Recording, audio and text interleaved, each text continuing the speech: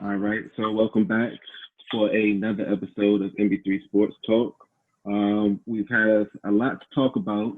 Got a lot of familiar faces, reoccurring faces here. We got Casey, of course, Neil, Big Nate, Cordell, and Smoot. So I just wanted to, before we dive into all the stuff we have to talk about, I just wanted to start by asking how was everybody's weekend? How's everybody feeling? I'm good. I'm on cloud nine because of last night. I'm feeling real good. I'm still crying from Sunday. I feel great from Sunday. Felt even better on Monday. Hey, look, man, props to Washington, though. Washington fans, y'all starting the Division 1-0, the only team.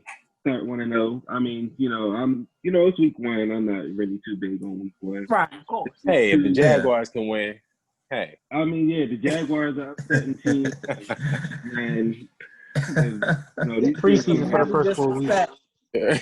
That's what it looks like. It's okay. Week 2 coming up.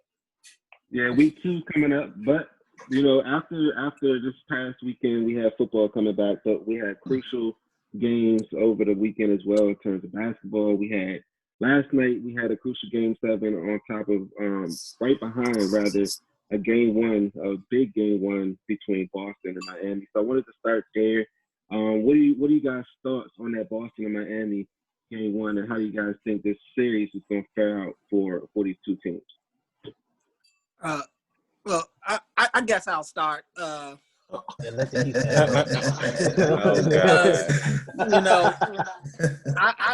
mean, I'm probably going to sound like a broken record because I'm just going to repeat what I said before about Miami being the realest team in the East. While everybody was picking all these other teams to come and represent the East, and here's Miami, who has lost, one game in the playoffs, the entire bubble, ran through Milwaukee as if they wasn't there. And I don't care if Giannis is hurt or not. When he was there, they were getting dominated. So that anybody wants to use that as an excuse, they don't have it.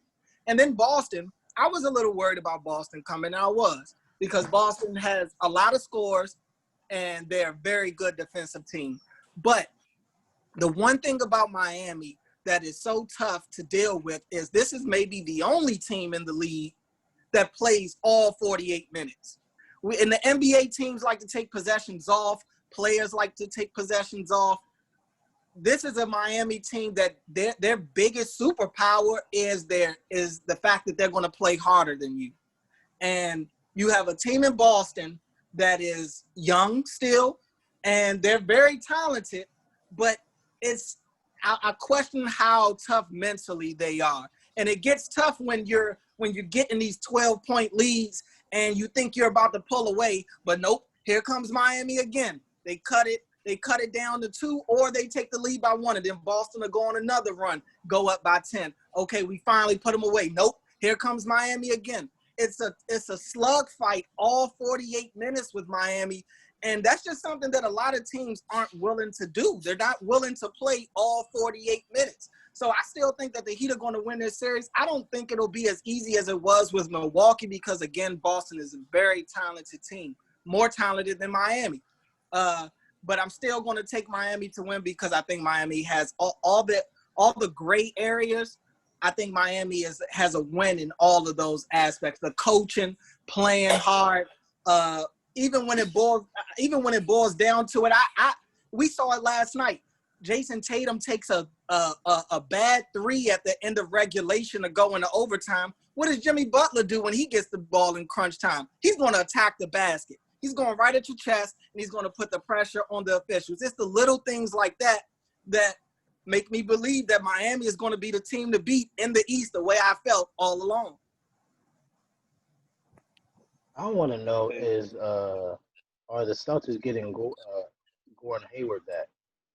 Supposed to be. He's supposed to. It was a rumor. He's ready because he started his quarantine last week, so he should have been ready. I think that's a major key. I think the more people you have available to score, the better. But after looking at one game, I think this is like an evenly matched type of series, but because of that Miami Heat culture and like their toughness, and their like they got championship. What's the word, like Pedigree. experience? Yeah, pedigree. Like it's, you know what I'm saying. So like Jimmy Butler to me is like a guy that affects the game without scoring the basketball. I really love the way Tyler Hero was playing. I don't know where this kid came from. I know he came from Kentucky, but I didn't know he was this nice. He reminds me like a poor man's like young Devin Booker. He just has a clutch gene. Like he's going to be one of their closers. Bam, I think he needs to work on his offensive game, like his mid range. But he's a great defender. Yeah, shout out. And the thing about it, I saw an interview with Andre Iguodala, and he was comparing this team to the Warriors, not talent wise, but as far as like their depth. They have a lot of ways they can beat you, kind of like how the Warriors did with their team when they first started out. I think that's the reason why the Heat going to probably win this series, just because they can beat you in waves, and they got different ways they can beat you. If you want to shoot out, they got shooters. If you want to grind it out, they got grinders. If you want to defensive battle, they got defenders. If you want to score, they got scorers. So I like Boston, but I don't think they have the toughness it takes to beat the Heat, because the Heat really Boston should have won that game yesterday, but the Heat really played out their minds. So I like Miami. All right. Well, how much do you trust them to do that every game? To play out their mind? Not every game, but exactly. But everything you just said. Hold up. Everything you just said, I can say about Boston though. Boston was supposed to win that game. It don't even feel like the Heat won that game. Honestly, it don't even feel like the Heat won that game. They lost because Jason Tatum. Boston definitely should have won that game. Shout out to Bam, but Boston should have won that game. They got scorers on both sides, bro. They got defenders. Jason Tatum. You know, like, I get that y'all Heat fans deep down, but Boston, I feel like Boston gonna take them to Game 6 and it's gonna be over.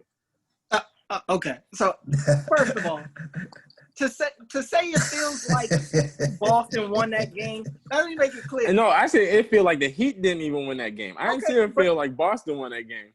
Well, it's the playoffs. So when it's in the playoffs, it doesn't matter how you win. It don't matter. Just Okay, get I get it. And we've lost. And you saying you don't believe that this Heat team could do it? We've been doing it every game, bruh. Hey, every game. Listen, out of your mind, bro. Against a team defensively like this, bro. Like, I don't see it. I don't see it going past Game 6, bro. Our way. Your way. I don't see it. Oh, okay. Our way. Cool. Heat in 6. No, not Heat. Boston in 6. They gotta win the next game, though. I got Boston winning in 6, bro. I tried to throw you a softball to let you recover. You joke. Hey, listen. Cool. When Game 6 come around and the Heat not there no more, they in Cancun, we gonna be talking about a different story, bro. Hey, I mean, everybody else in Cancun, I guess it'll be an NBA reunion out there. Go meet up with Pandemic Pete. Pandemic Pete. We'll get to that. Oh my God. We're gonna get to Lemon Pepper Lou. Man. I think I feel like this is a series I really can't call. I really feel like this series could be a coin flip either way. Because either team could have won that game last night. I mean, if Bam doesn't make that block, we're talking about Boston being up 1-0. So it's really gonna be one of those games who just executes down at the end of the game. To me, I think I really feel like Boston is the more talented team, but Miami is just a straight up. It's like if Ali's like the more skilled fighter, but if he was boxing Tyson is just going to grind him out. That's what I feel like is happening with this. What's going to happen with this series in particular? It's just going to be whoever is able to do what they do best at the end of the game, that's who's going to win the series. I can't call the series. Who am I hoping for? I think Miami has the better. If I had to pick between the two teams, I think Miami would have the better chance of beating whoever comes out of the West. Because I'm not saying who's going to come out of the West just yet after what I've seen. So I don't know yet.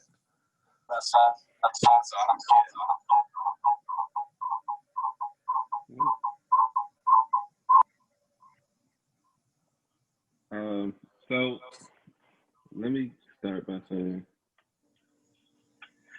there's three things that I believe that's going to be the difference in this series. I want to first start by saying, where the hell is Kemba Walker at? Where is Kemba at? Kemba's not showing up. He wasn't showing up really in the Raptors series. He's not showing up in this series right now. That's number one. That's gonna be the difference. Kemba Walker, if he can get going, he did make some good shots down the stretch, but you can't get by shooting 4, 6, 7 shots a game. You gotta put up more. Even with Jaylen Brown and Jason Tatum and then balling. Marcus Smart is stepping up in the playoffs. But you need more from Kemba. That's number one. Number two is defense. These two teams are like the top 2 defensive teams in the playoffs. So it's going to come down to who, as you saw in the last play, it's going to come down to who can really stop the next team, the other team. So that's number 2. Defense is going to win. And then 3 is experience. Both of these teams don't have a lot of experience in the playoffs, especially getting this deep in the playoffs. But just in terms of veteran players, you got Andre Iguodala, you got Jimmy Butler, you got veteran players like Olenek over there, and just have the championship staff in terms of Eric Spoelstra versus Brad Stevens and them. But that's the 3 things that's going to make a difference: is Kemba stepping up and defense and experience in this series. As you can see, every series that Boston has been in, pretty much every playoff series Boston is in the corner 7 games. So if you're gonna fight with Boston, as you see, it went down the last play. It was a hell of a play by Bam, and like Corey saying, I get that Miami won because they won in off bad shots of Jason Tatum, and it's just overtime experience, but it's that close. It's really that close in the series that that game could have went to Boston just as much as Game 3 of the last series could have went to Boston. In the Toronto series. So it's real close. It's going to go to 7. I think Miami's going to edge them out, and then we're going to have Miami and LA finals. But that's my thoughts on it. I think Boston's going to put up a great fight, but in the end, Jimmy Butler's just going to be too much for that young core. Okay. I believe, first of all, I got to apologize to Cordell. So my bad. I apologize to Cordell. I did overlook the Miami Heat. Nobody expected them to get this far. I do apologize to Cordell. When the playoffs started, I said I was going to have to do that the next time we were on here, because Miami has been balling. Right now they 8-1 in the playoffs. I'm sorry, they're 9-1 in the playoffs. So they're the hottest team that's there. Because of that, I'm not going to count them out. I do believe they're going to have a struggle with Boston because Boston has a big 3. The only problem with their big 3 is you don't know who's the third one going to be. It hasn't been in the first half. It was Marcus Smart yesterday. The second half, it wasn't him and it wasn't Kemba Walker. So they went from the big 3 down to the 1.5 because Jaylen Brown disappeared in the fourth quarter as well. Even if Jason Tatum would have dunked it and made the bucket, they were tied up, and then Miami still had 9 seconds with a timeout to go. They would have possibly tied it up, or possibly won the game. So we don't know, what would have happened in that 9 seconds. So I'm not going to count Miami out until I see them lose. They do come at you and keep coming at you and keep coming at you, and I think that's Boston's downfall is they don't have anybody that's going to keep coming at you. When Tice fouled out of the game, they missed their presence in the middle. I think they should go with the other guy. I forget his name, the young guy with the dreads. He's more athletic and can get up and down the court, but Tice was handling his business down there. When he went out, they lost their presence down there. Kemba is just Kemba. A lot of it is on him and who he has to guard. If he got to chase Tyler Hero, he having a rough night. We're finally seeing how small Kemba is. They gonna list him at 6'1", but that brother like 5'10" at best. 5'11". Yeah. So he's really having a rough time getting his shot and getting over people. He can break some ankles, but he extended so much energy to get to that offensive move. The shot is hitting the front of the rim. So a lot of that is on Kemba. You know, so I do again say I overlook Miami as well as we'll get to this, but you guys can say you overlook Denver. Because at the beginning of the playoffs, Cordell said, don't sleep on Miami. And I said Denver is the one that could beat the Clippers. It didn't look like that way when they were down 3-1. But I just always felt that way. Denver was a bad matchup for the Clippers. Well, I'm not going to apologize to Cordell because I picked the I'm right there with you. It's cool. You know what I'm saying? People didn't wrong. People, you know, I didn't expect much. I'm glad I got what I got. Honestly, you know. I will apologize for the Houston pick, for picking Houston over. Hey, I will apologize for that, and I own up to that. Kicking my feet up, like I said. Y'all know I like to troll a little bit.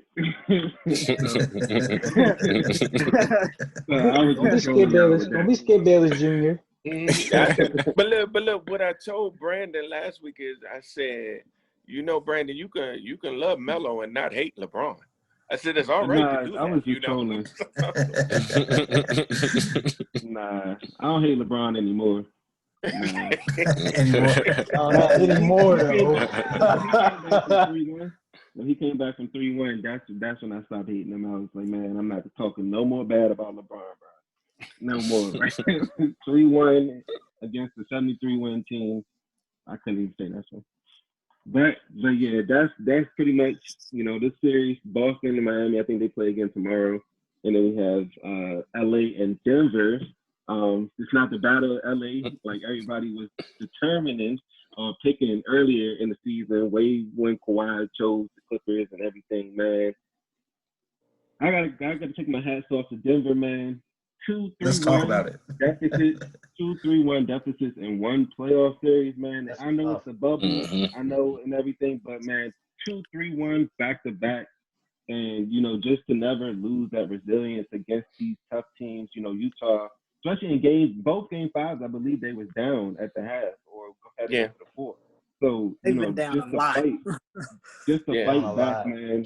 Kick my hat off to Mike Malone. He's been there a while. They really trusted him. You know, he's doing a great job in coaching them up. And they play best with their backs against the wall. Man, LA, I don't want to hear nothing about Kawhi. I don't want to hear nothing about Paul George, man. When they first got there, they was like, man, 2 lockdown wing, you know, perimeter defenders and Patrick Beverly, and they just gonna do this and this and that. But man, what I saw in Game 6 and Game 7 from LA, man, they just gave up. They don't have, you know. I was texting my father. I was like, man, they got into that ISO ball, and the Clippers, that's not they ball, that ISO. So when they got into that in the fourth, when like 6-4, you know, minutes left, man, I knew it was over. When you ISOing Kawhi on the right wing and you kicking it out to Paul George, who's breaking threes, man. I don't want to hear nothing else about LA. Man, LA, the Lakers are still supreme in LA. Yeah. They got away from their game, and their game is not drive and kick out for the threes. Their game is Kawhi hitting mid-range and everybody staying within a rhythm. And they started, this game changed. The whole series changed in Game 5 when they tried to, they started punking Denver. And they forgot that they had a veteran named Paul Millsap that wasn't going for that. And when he stood up to Morris and barked back at him, the rest of the team followed. Millsap put him on that back that third quarter in game 5, scored 14 points and kept them in the game. So when the youngest gained confidence and started following their big brother, they ran him out of the gym. And if you notice, the whole body language of the Clippers changed, because the Clippers are a front-running team. What you see when they were beating Denver, they all over the stanchions, they clapping, they cheering, they yelling at the people. Patrick Beverly getting a tap on the bench because they all up, they jumping around, everything. The minute they got down, all of them sat down and said nothing. So they let you know, once you punched them, when they punched you and you punched them back, they lost all heart. And that's when that series changed in game 5, because then Denver knew that they can ball with them. And once Denver stood up to them, every time that lead crept down in game 6, that rim got smaller and smaller. And this game 7 changed in the second quarter. If you remember, the Clippers were up 15. In the second quarter, when they went to halftime, they were up 2. And I said right then, this series is over because they let Denver have hope. And you gotta take that out. What happened in game 5 of the LA series? When Houston came back, LeBron stepped on it again. What happened in game 4? Houston got that lead all the way down to 7.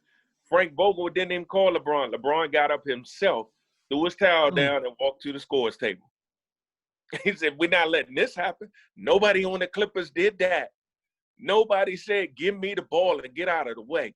And that's why I say Kawhi is not built for that, because if it's down to LeBron or even Cordell's Jimmy Butler. What did Jimmy Butler do last night?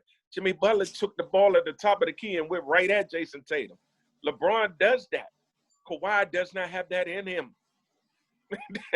Maybe it will come. It's just not there, because no way that lead should have kept trickling and trickling and tricking. And Kawhi did not put that team on his back and say, "Give me the ball and get out the way." Well, one reason I think is because Kawhi is limited offensively, I think, in terms of moves, getting himself open. Like, he's not going to shake himself open. You know, he's going to use the pick and rolls and everything. But when it comes down to – But he's limited. But you telling me Jerry and Grant could guard him? He's limited, though. But you tell me Jerry and Grant could stop him every time. That's part of being limited, because you can't get yourself open. You can't get an open shot, and you I can't. don't want to hear no such thing about no limit. Because if you watch Kawhi Leonard, if you watch the full quarter, they just miss shots. All the shots that he took are shots that he literally makes, and they just choked, bro. They literally it's no. Kawhi Leonard is a good offensive player. He's one of the best mid-range scorers we had. He's in that Kobe, MJ, Melo type. He's a great mid-range scorer. I don't want to hear it. He choked. It's He like, had zero. and it is different. This is different. This is not like you just lose 3-1. It's like each game was literally the same. They got a lead, and they lost it because the Clippers, they don't know their roles. Everybody just wants to be the guy. Everybody wants to do ISO balls. My turn. If you don't go, that's not how you play. Nuggets played team ball. They double Jokic. Jokic's like, I know I'm a facilitator first. I'm gonna just keep feeding. I'm gonna just keep feeding these cutters. You know what I'm saying? This is like they were just one dimensional, and Patrick Beverly and all those guys are front runners, like you said, and it's just they don't got it. And I just want people to know that Kawhi Leonard, I'm not saying he's overrated. He's a great player, but it's this "what have you done for me lately" league thing I don't like, because if it wasn't for that lucky bounce with the Sixers last year and the Warriors getting hurt, we would not be talking about Kawhi Leonard as a top 2 player in the league. To me, he's where he needs to be, top 5, top 6. But this anointing that they did Kawhi Leonard with the commercial, and I'm better than LeBron. I mean, yeah, you had your time in San Antonio where you won MVP because you held LeBron to 29 points per game. Congratulations. But he's never been that guy. He's a great system player, but he hasn't proven that he can lead a team, and this shows it. This is the first game ever in his career where it's like, all right, Kawhi, game 7s are usually like your teams are evenly matched, but who wins when the team has the best player? Kawhi Leonard was not the best player. He wasn't even the third best player in the court last night. So he got to. And I don't even want to talk about Paul George because he's irrelevant. All right, hold on. I gotta interject. We gotta pump the brakes. I mean, we gotta hit the brakes right now. Keep the energy up. I mean, LeBron would have did that. Thank you. Crucifying. Thank Kawhi you. Leonard Thank Yes. you. Somebody said. losing 1 year. I mean, come on. Okay, you say it's a what have you done for me lately league. I agree, and that's not a good thing. I've always hated that because it's only one team that's going to win at the end of the day. Exactly. Losing 1 year in the playoffs should not take away from the years of consistency. It's how you lose, though. Exactly. It's how you lose. But I get that. But still, like, I don't know whoever said Kawhi Leonard was better than LeBron. That's not a lot of people. Yeah. A lot of people. A lot of people. I never heard that. Giannis is better than LeBron. I think people confuse praise for saying, because people do the same thing with LeBron. If you praise Bron, that means you knocking somebody else. Like, you can, these guys are great. Kawhi Leonard is great. Kawhi Leonard, honestly, yes, he stunk it up last night. I'm not even going to sit here and pretend like I watched Game 6 because it was on at 1 o'clock during week 1 of the NFL season. Yeah. I made the determination on Saturday that I was not going to watch that game. I don't care what happened. I wasn't watching that game. But Kawhi Leonard didn't finish that series strong. I'll give you that. But he's been there. I mean, he's been their most consistent player the rest of the entire playoffs and the regular season. I mean, yeah, he looked small at the end of the series. I'll give you that. But I'm not ready to just say Kawhi Leonard ain't one of the best players in the league or still ain't one of the elite players in the league because he is. I say he is. I'm just saying stop anointing him this people are just not y'all, but like people are anointing him as this all-time great player. Like pump the brakes. Well, no, you're not an all-time great off 2 championships. I mean, that doesn't make you an all-time great, but he is one of the better, if not still the best two-way player in the league. I mean, maybe Giannis can say something about that possibly, but I mean, he's in that top 2, top 3 for best two-way player in the league still. The issue here, first of all, is Pandemic P. I mean, this is who he is. It's a joke and all, but this is who this guy is. And a part of me thinks that he is a very selfish player because I don't think he even wanted to be there anymore. A part of me believes that this dude was so ready to leave the bubble that he already had his bags packed going into like game 6, game 7. Like, this dude didn't want to win. I truly am starting to believe he did not want to win. He didn't want to be there. He's been saying it. So I question how much he was really into it.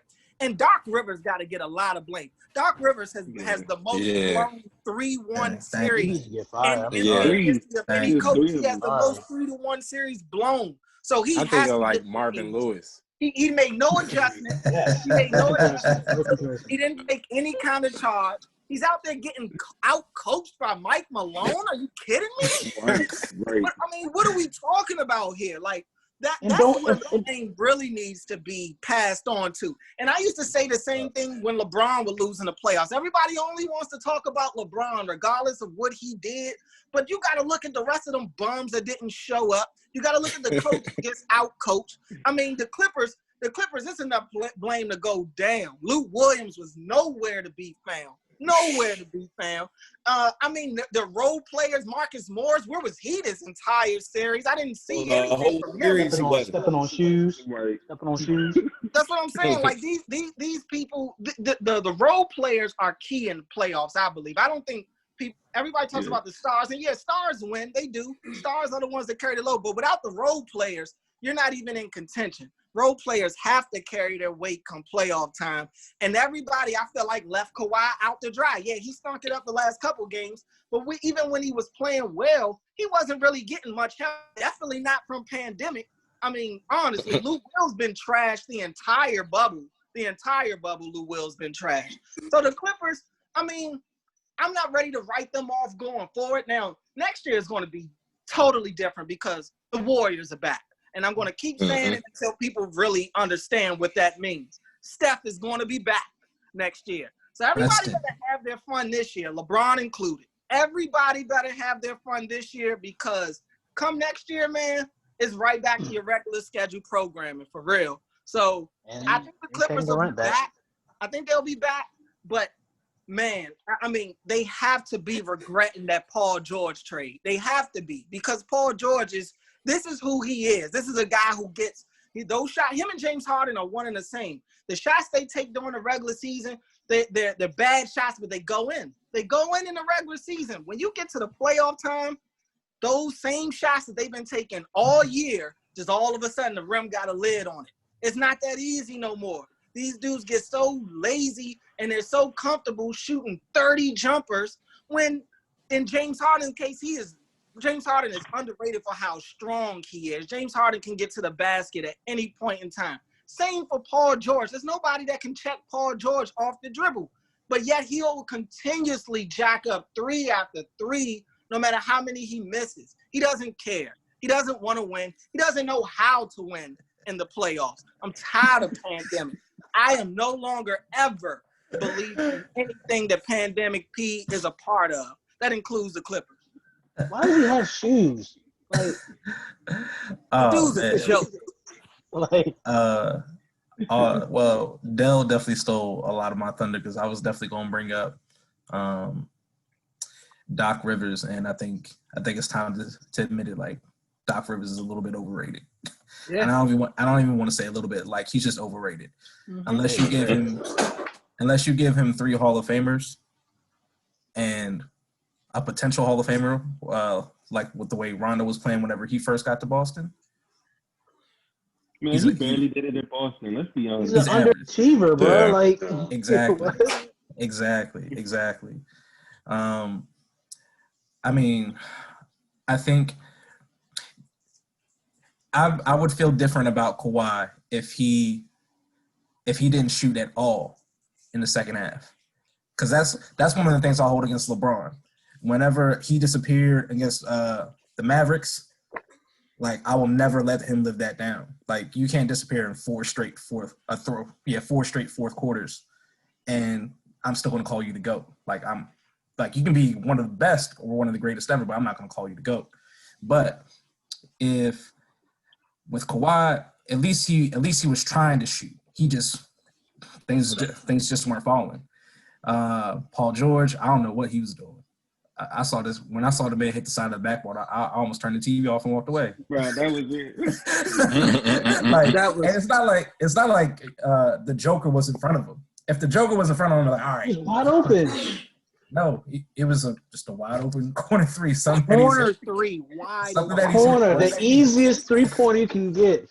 Something he's hit all season, and you hit not if you just missed it and like you bricked, okay. But you're at the side of the backboard, like the side. Like, that's something that you have to, like, aim to do. I was just about to say, it's almost like he aimed at the side of the backboard. The dude wanted to go home.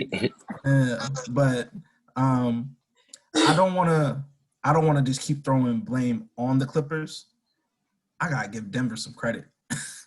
Their coach, Murray's that boy's a killer. I didn't know he was that good. I didn't know that. I thought he was just like cool, but he always been like Kyrie Irving out there. Like, he is legit.